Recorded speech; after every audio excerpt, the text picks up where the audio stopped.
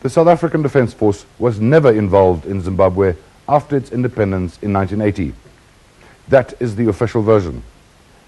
Yet in 1982, 3 white South African soldiers died on Zimbabwean soil.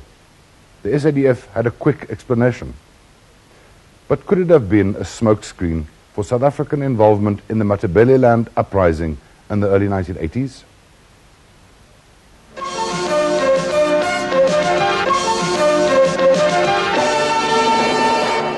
The government has ordered an investigation into a claim by Zimbabwe that 3 South African soldiers have been killed inside Zimbabwean territory.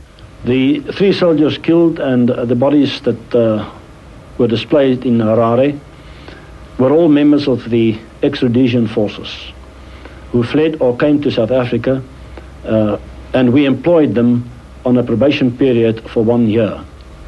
Journalists who saw the bodies in a hospital in Harare said they were clad in different camouflage uniforms, Zimbabwean, Mozambican and Ethiopian. The soldiers received information on their own about a camp in which some of their friends or political detainees in the southeastern portion of Zimbabwe were kept. And they decided on their own, unauthorized, to try to attack this camp and to set them free. This week, the mother of Robert Beach told the Truth Commission in Benoni that this was just one of many Defence Force lies. Robert was awarded a Pro Patria medal, and an accompanying letter stated that he would not have received it had the mission been unauthorized.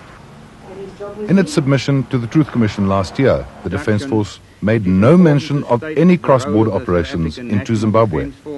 They crossed the border on Sunday the 15th, and they probably wandered over the southeastern part of Zimbabwe for about 2 days until they got into contact with the Zimbabwean forces on Wednesday the 18th, around about 11:30.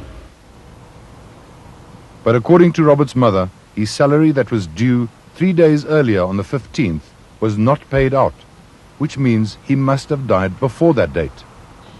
The death certificate showed us that he was killed with multiple injuries in Pretoria. Well, he was supposed to have been killed in Zimbabwe, so where was he killed?